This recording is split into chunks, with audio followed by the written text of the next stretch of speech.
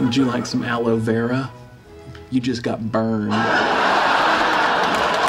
Welcome to MsMojo, and today we're counting down our picks for the top 10 times Sheldon was a savage on The Big Bang Theory. Well, that's no reason to cry. One cries because one is sad. For example, I cry because others are stupid and it makes me sad. For this list, we'll be looking at the character's most audacious quotes, quips, and considerably shameless actions. Which unabashed Sheldon moment made your jaw drop? Let us know in the comments. Number 10. No love for Leonard. Upon realizing he's the only of his friends who's completely single, Leonard starts feeling a little blue. Great. You have a girlfriend, Howard's got a girlfriend, Sheldon's got a girl who's a friend. Thank you. What about you, Stuart? You have a girlfriend yet? Oh, yeah. Unfortunately, he lives with one of the least sympathetic people on Earth. When Sheldon finds Leonard sprawled across the sofa, he tries to deduce what's got him so down. And in true Sheldon style, he does it while delivering an unintentionally vicious jibe. Leonard, are you sleeping?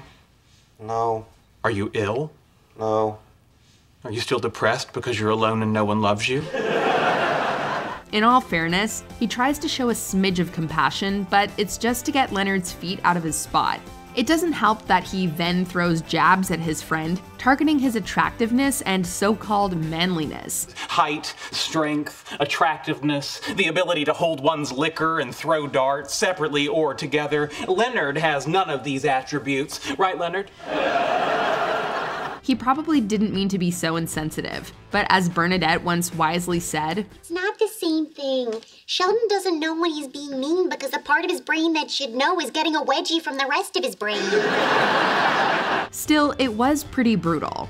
Number 9. Ignoring Leonard's problems. When Penny goes back to college, she refuses to let Leonard read her history report, knowing he wouldn't be able to resist taking over. He checks it out behind her back anyway, and deems that her writing is as subpar as her cooking. Okay. She writes like she cooks. However, he soon feels guilty and tries to exonerate himself by confessing to Sheldon. The pair has been living together so long, you'd think he'd know better. He must be wearing a tinfoil hat or something. I did a bad thing.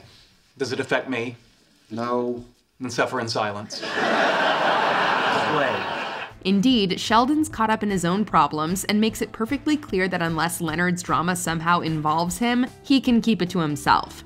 Eventually, the friends use a chess clock to work out their issues, although we're not convinced Leonard gets much out of it. My turn. I can't let Penny hand in a bad paper, but how do I tell her it's bad without letting her know that I read it? Beats me.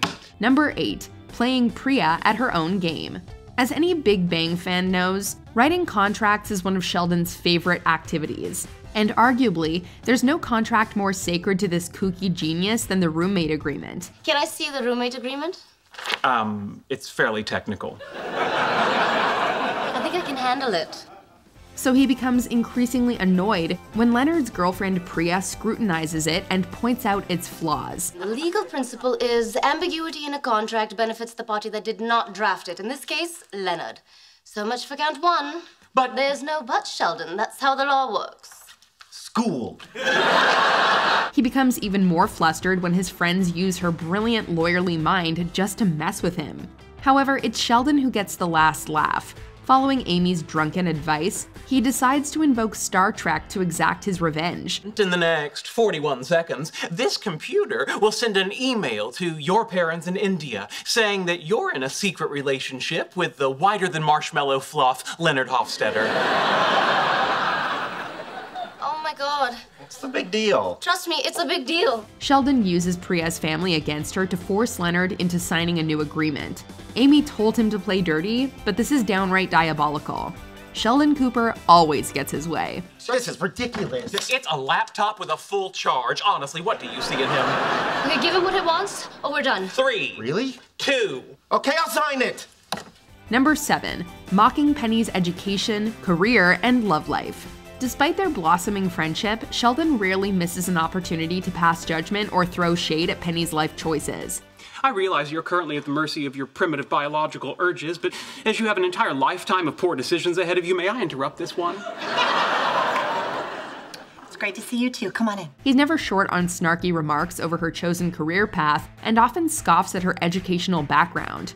In fact, whenever Penny schools Sheldon on life, he likes to remind her of what he perceives to be her limited qualifications. Oh, let me see those cards. Oh, big deal. Not knowing is part of the fun. Not knowing's part of the fun. Was that the motto of your community college?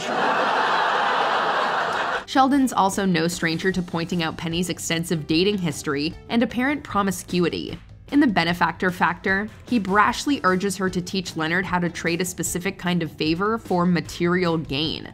If looks could kill, Penny most certainly would have taken Sheldon out then and there. And who could blame her? It was incredibly harsh. What was all that about me trading sexual favors for material gain? It was a compliment. I believe in giving credit where credit is due. Number 6. Sheldon gets sick. In season 1, Penny learns why everyone avoids Sheldon when he's sick. And no, it's not just because of the germs. I can't believe I'm doing this.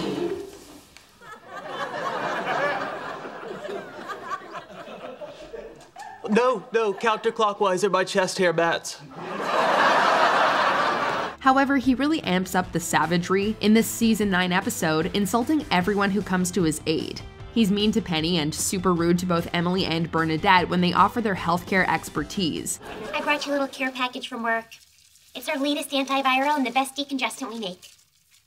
I hope laughter is the best medicine, because this care package is a joke. Leonard brings him hot soup, but gets burned by Sheldon's fiery backtalk. Meanwhile, Amy extends her trip out of town to avoid dealing with him, as she lovingly tries to explain. Well, you know how when you're sick, you're allowed to be cranky and say whatever you want, and other people's feelings don't matter? Ooh, gentle and loving, this is gonna be tricky. The worst part is that Sheldon believes his ill health excuses his behavior.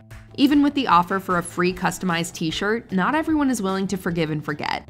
Number 5. Crushing Leonard's dreams. It's love at first sight for Leonard when he first spots their new neighbor across the hall.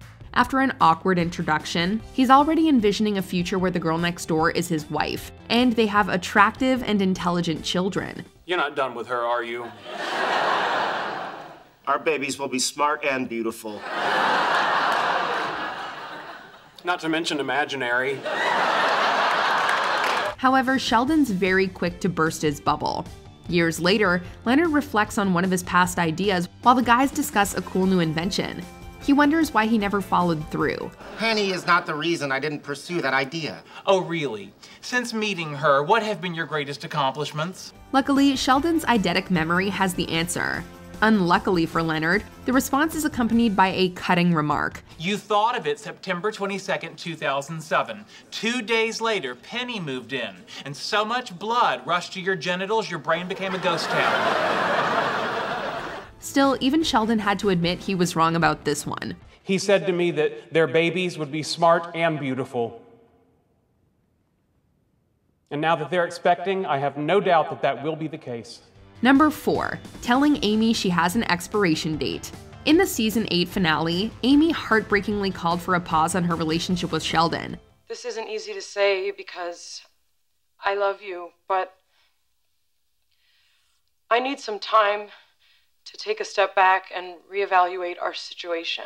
Our sympathy for the latter quickly fades when he spends much of the season 9 premiere relentlessly pestering and pressuring her to make a choice. Boy, I'm glad we're going out again. We're not back together. Why?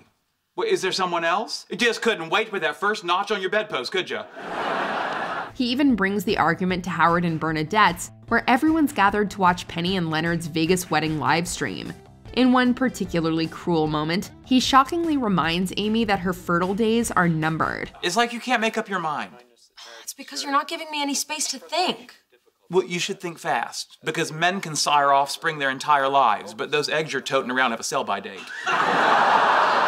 It's such an awful thing to say. Not only is he incredibly hurtful to her, but he also shows a complete disregard for his best friend's wedding. We did it! I'm so glad you guys could watch. I'll say it was beautiful in the comment section.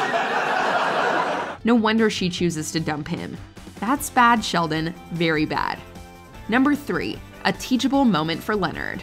When Sheldon discovers a long overdue DVD they once rented on his account, he makes Leonard a deal in exchange for his silence on the matter. The latter character must wear an itchy garment until the issue is resolved. That's stupid. Why? You say it's itchy and uncomfortable. I say situations like this make me feel the same way. I'm telling you, try the hanger.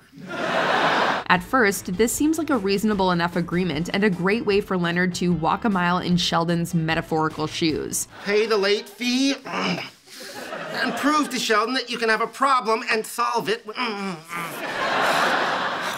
acting like a complete lunatic. However, his physical and emotional well-being pay the price when he spends longer in the itchy sweater than anticipated. Adding insult to injury, Sheldon eventually reveals that he'd already taken care of the late DVD years ago. What? I was going to mention it at the time, but then I thought, someday, this might be a teachable moment. This leaves Leonard in need of another ice pack for his bruised ego. Hey Sheldon, that wasn't a teachable moment, that was just cruel. Number 2. Disparaging Howard's qualifications and intellect. He might not have a PhD like his friends, but Howard Wolowitz is still exceptionally smart. Only one person would rebuke this fact, and that's Dr. Sheldon Cooper. Sheldon, I'm more than smart enough to take your class. No. Yes. Throughout the show's run, we've seen Sheldon dismiss Howard's intelligence, belittle his education, and ridicule his profession. Let's not forget that Howard's an MIT graduate who's been to space no less. When Sheldon wants to ensure his work can be understood by the layman, he calls on Howard. I need to make sure that they're simple enough for the less educated in the audience to understand. Howard, look this over and tell me what's unclear to you. Excuse me, I have a master's degree in engineering from the Massachusetts Institute of Technology. When Amy says she's looking for an engineer, he quips that Howard might know one. And when Wolowitz considers getting his PhD, Sheldon deliberately tries to trip him up. And how it relates to the calculus of variations. It's an inverted cycloid. Wonderful. Now, what about Euler-Lagrange theorems? That's where I'm a little fuzzy. Ha! I knew it! All right, now. He can't even pay Howard a compliment without ending it with a biting remark. Why are you always ripping on me? Oh, I understand the confusion. Now, I have never said that you are not good at what you do. It's just that what you do is not worth doing. Before we unveil our number 1 pick, here are some honorable mentions. A zinger about Raj's fear of bugs and women. We doubt Sheldon's joke left Raj catatonic, but it probably stung. Well, just bugs. Yeah, well, I don't like bugs, okay? They freak me out. Interesting. You're afraid of insects and women. Ladybugs must render you catatonic. Sucking on so many levels. Sheldon isn't the most gracious winner. Perhaps three-dimensional Candyland would be more your speed. Just reset the board. It must be humbling to suck on so many different levels. Sheldon gets himself fired. Talk about getting off on the wrong foot. And you are? An actual real scientist. How was that? I can't believe he fired me. Insulting Penny's cooking. Most people would just say thank you. I'm so glad you like it. I do. Leonard never cooks for me. Well, maybe that's because Leonard can't cook. You can't cook and you made me this. Sheldon makes a dig at his bro. Does penicillin also cure savage burns? I graduated college at 14. While my brother was getting an STD, I was getting a PhD. Penicillin can't take this away. Before we continue, be sure to subscribe to our channel and ring the bell to get notified about our latest videos. You have the option to be notified for occasional videos or all of them. If you're on your phone, make sure you go into your settings and switch on notifications. Number 1. Selling out his friends to work with the military. When Sheldon, Leonard, and Howard team up to work on the gyroscopic project, Sheldon surprises us all by showing he can be a team player and a good friend. Oh, I've always valued education over money. And the very fact that you needed a written guarantee of respect made me realize how dismissive I've been of your contributions. I appreciate that. However, it does not last long, and he soon returns to his cold, caustic, and self-serving ways. You better not be working on our project because we're a team. Leonard, there is no I in team. However, there is an I in I'm working with the military and you're not. Leonard discovers that Sheldon took credit for their collaboration and has secretly continued working with the military. Understandably, he and Howard are furious, but Sheldon doesn't think he's done anything wrong. You know what? You like to think that you're just like Tesla, but the truth is you're exactly like Edison. You take that back. No, he's right. If anything, he pins it on his mother for making him socialize. The trio engages in a heated argument and some scathing science-based name-calling. Can you believe they said I was just like Edison?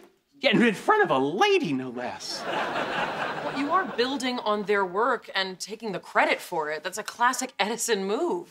This is no way to treat your friend, Sheldon. You sure sound like an Edison to us. Do you agree with our picks? Check out this other recent clip from MsMojo and be sure to subscribe and ring the bell to be notified about our latest videos.